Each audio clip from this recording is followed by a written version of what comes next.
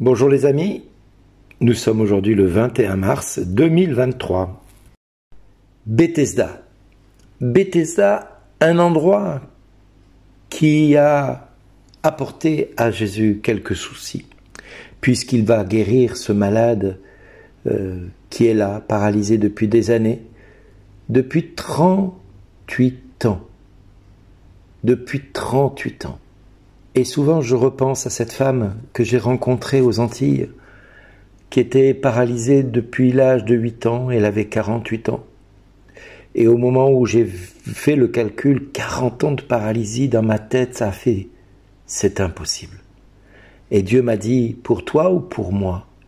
Et aussitôt, je dis, oh pardon Seigneur. Et je me suis baissé, j'ai levé les cale-pieds de cette sœur, et je dis, maintenant lève-toi et marche.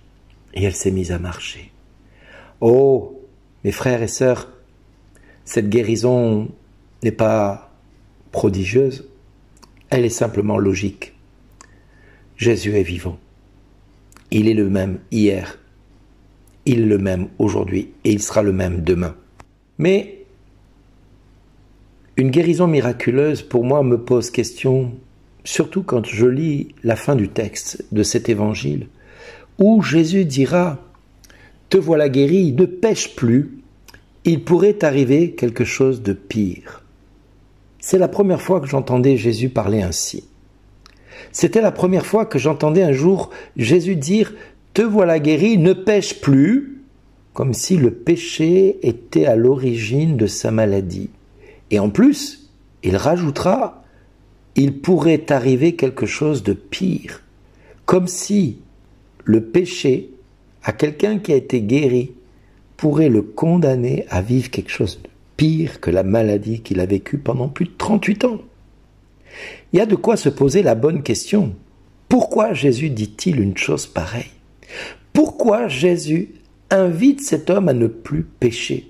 Mais tout simplement parce que, en étant guéri, l'homme a vu l'amour de Dieu se pencher sur lui, puisqu'il a pu prendre son brancard et se mettre à marcher après 38 ans de handicap et pour lequel il n'a cessé d'espérer d'être guéri, mais qu'il ne pouvait pas être guéri parce que personne ne pouvait le plonger dans la piscine de Bethesda. Personne n'avait la délicatesse de prendre soin de lui. Et là, cet homme, Jésus, va lui prendre le temps et va l'interroger. Que veux-tu? Veux-tu être guéri? Et l'homme va répondre, mais Seigneur, j'ai personne pour me plonger dans la piscine au moment où l'eau bouillonne. Quand j'y vais, un autre homme, il descend et est guéri à ma place. Jésus va le lever de ce brancard. L'homme va se mettre debout immédiatement, va se mettre à marcher debout immédiatement. Alors oui, j'ai vu des guérisons fulgurantes, des hommes et des femmes qui se sont levés du fauteuil comme ça en une fraction de seconde.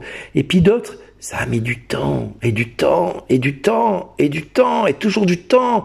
Et on s'impatiente. Mais la guérison est là. Elle est en route. Elle marche. Elle avance jour après jour. Frères et sœurs, si Jésus nous dit dans sa parole ce qu'il nous a dit, il pourrait arriver pire encore. C'est pour que nous prenions bien conscience que quand nous avons rencontré Jésus, il n'est plus question de faire machine arrière. Il n'est plus question de revenir à l'autre monde dans lequel nous étions. Nous avons quitté la terre d'Égypte, c'est pour plus y retourner. Nous avons vu les prodiges de Dieu en Égypte pour libérer le peuple hébreu. Et chaque fois que le peuple hébreu s'est plaint contre Moïse, nous, en Égypte, nous avions ceci, nous avions cela. Est-ce pour venir dans le désert afin que nous mourions que tu nous as envoyés ici? Est-ce pour notre perte? Combien de fois des frères et des sœurs, et moi-même je l'ai eu dit dans le passé, parce que l'épreuve était là, elle était dure à vivre, elle était difficile à subir, difficile à accepter. Je me suis dit, mais Seigneur, mais pourquoi m'as-tu permis de te rencontrer si aujourd'hui tu te fais si absent? Et moi je n'ai vécu qu'un désert de 10 ans dans lequel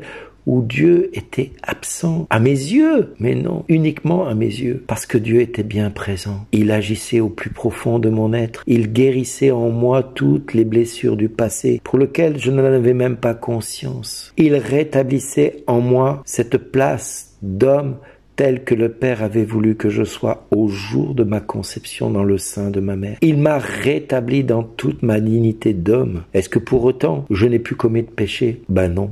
Est-ce que pour autant je suis parfait? Non. Est-ce que pour autant je suis meilleur que les autres? Certainement pas. Est-ce que pour autant je suis sauvé? Oui. Oui, parce que je sais que Jésus m'aime dans son infinie miséricorde et qu'il m'appelle à être parfait comme mon Père est parfait. Tout comme il vous invite à chacun et à chacune de vous à saisir votre état de pécheur et à dire au Seigneur, Seigneur, tu m'as pardonné mes péchés. Je ne suis plus digne d'être appelé ton fils. Je ne suis plus digne d'être appelé ta fille, mais je sais que tu as donné ton Fils unique pour que je sois sauvé, pour que je me mette à marcher à sa suite, pour que je sois guéri de toutes mes infirmités, pour que je sois guéri de tous mes handicaps qui m'empêchent d'avancer, pour que mon péché ne nuise plus à ma vie spirituelle, pour que je ne revienne plus en terre d'Égypte, mais pour que j'accède à la vie d'homme libre, de femme libre, capable de témoigner envers et contre tout de ce que Dieu a fait pour moi. Oui, mon péché, ce serait de refuser que tu aies agi dans ma vie. Mon péché serait de ne pas accepter que tu aies voulu me sortir de mes ténèbres pour m'amener à ta lumière. Mon péché, ce serait de refuser que tu aies touché mon cœur un jour, de reconnaître autre chose que la vérité, que tu as un amour démesuré à mon égard. Alors Père, au nom de Jésus, merci d'exister pour ce que je suis aujourd'hui. Et à chacun de vous, vous pouvez vous le dire, merci Papa de l'existence que tu m'as donnée. Dites-le, je suis heureux d'exister en toi Père, au nom de Jésus. Amen.